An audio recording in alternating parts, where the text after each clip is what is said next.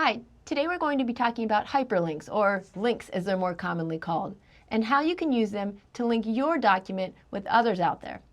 Now, links are really what make the web a web. It's this whole idea that different links built together create this kind of knowledge that search engines or you yourself can gain by going from page to page to page with hopefully related material.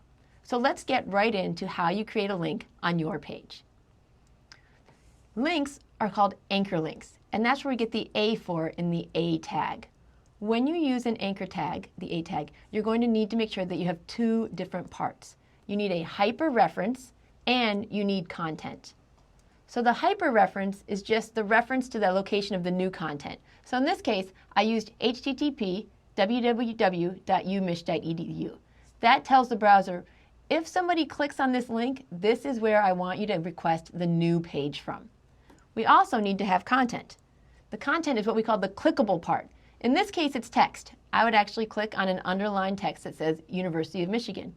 But in some cases, it might be an image instead. So what types of links can we have? Some of the most common are called absolute links.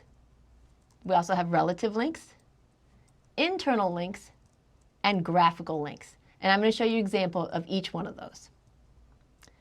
With an absolute reference in the href section, we need to put a fully formed URL. You need to have the HTTP or HTTPS, the address, and any type of extra document name you want. So if you remember, there's three parts to a URL. You have the protocol, the host, and the document. You need to include all of those if you have an absolute reference. All right? Everything else is still pretty much the same. For a relative reference, we slightly change what goes into the href. Instead of linking to some outside or even internal web page, we're only going to put, in this case, the file name. So in this case, we're going to link to page2.html. You might get slightly more in depth than that, where you can include also some sort of folder name. So in this case, we'd be going to the file called page2.html, but it's in a different folder called docs. The third way we can use a relative reference is to what we call use the ID tag. So when you have href equals ## or history, we're saying there's another location inside this same file and it's called history. All right. So absolute versus relative links. When would you use absolute links versus when would you use relative links? With absolute links, you're basically saying, I am not in charge of this page, somebody else is. So if you're linking to someone else's page, absolutely use the absolute link with the full reference in there. For relative is when you're developing your own site. And it's really helpful to use relative links instead of absolute. So that way, if you move your page to a different server or you move it into a different folder, you don't need to rename everything.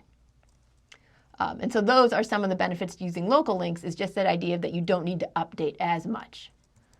Now, one of the things that you need to make sure that you never do is have a link that includes some sort of file structure, we'll call it. So check your links. Make sure that it never says C:page or my documents page or anything that is very specific to your computer.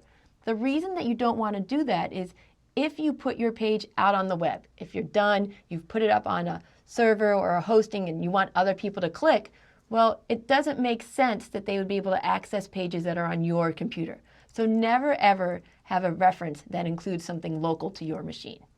All right? One of the other things you can do is you can use images as the link. So the clickable component doesn't have to be text, and you've seen this a lot. It can be icons, images, different things along that line. In this case, I went in and I used the regular href, and what we're changing now is not the href, but the content that goes between the opening and closing tag. And I've gone ahead and I've put in an image instead. Make sure that you use the alt text to go along with that image. In another case, I've done something very similar. The only difference is instead of using a local reference right here for the image, I've used an absolute reference. I've put in the entire URL. So let's talk usability issues and accessibility issues. If you're going to use a clickable component, you want to make sure that it has an informative name. There's software out there that can list all of the links within a page for people who are looking for things who can't use typical means of accessing the page. And it is not at all helpful to them if all the links are labeled, click here, click here, click here, right? You want to give it some sort of informative name. You also want to make sure that if you're using an image for the clickable portion of your link, that that image needs to have some sort of alt text or other information available to those who can't see the image. So let me show you some coded examples of those types of links. All right. As you can see here, I have a reference to absolute references, relative references, images as links, and then some embedded links as well. So if I were to click on Washtenaw Dairy or Rosie's Coffee Bar and Bakery and Dexter's Bakery, etc., it would actually take me to their pages. Head back. One of the tricks I want to point out as I'm doing this is as I hover over each one of these links, if you look at the very, very bottom of my browser, and I can't really show it at the same time, as you highlight it, it shows you which URL you are going to. And I think this is very valuable for people to know, because if you're ever hovering over a link and the information you see at the bottom of the page doesn't match what you expect, I wouldn't click on it. So absolute references take you away from your site.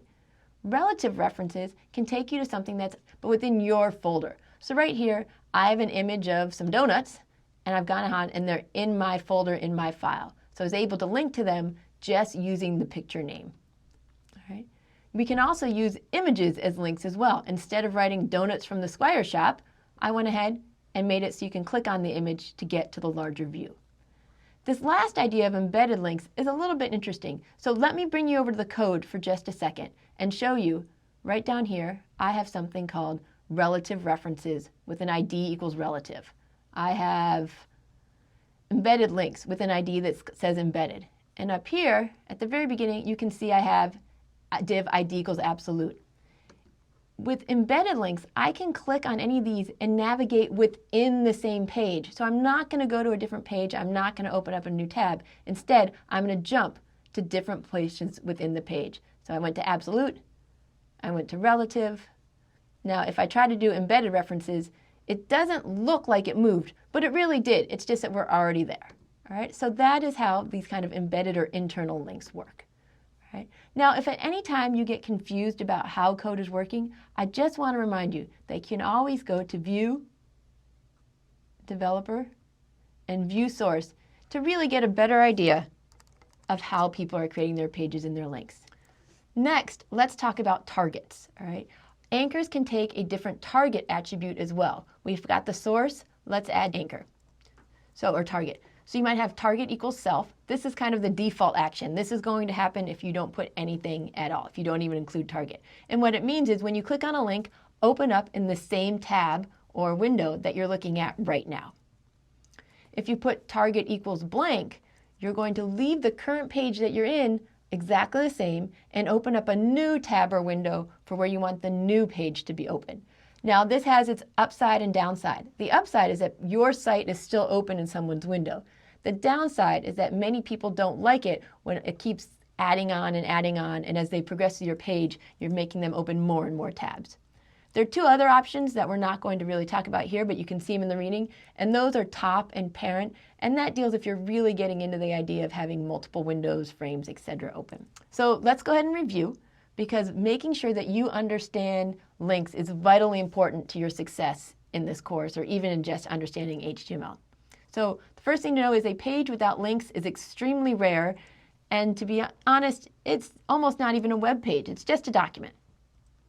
Links can be absolute, relative, and internal. And internal, again, was the kind where it had the hash mark in it. I think I may have referred to them as relative, but I want to make sure I'm clear that the hash mark makes it internal. You want to use caution when using images in links. It's not that they're not a great thing to do, and I'm not saying you shouldn't do it. I'm just saying make sure that you do it carefully to ensure that everyone who is viewing your page can get the same content and the same experience as everyone else.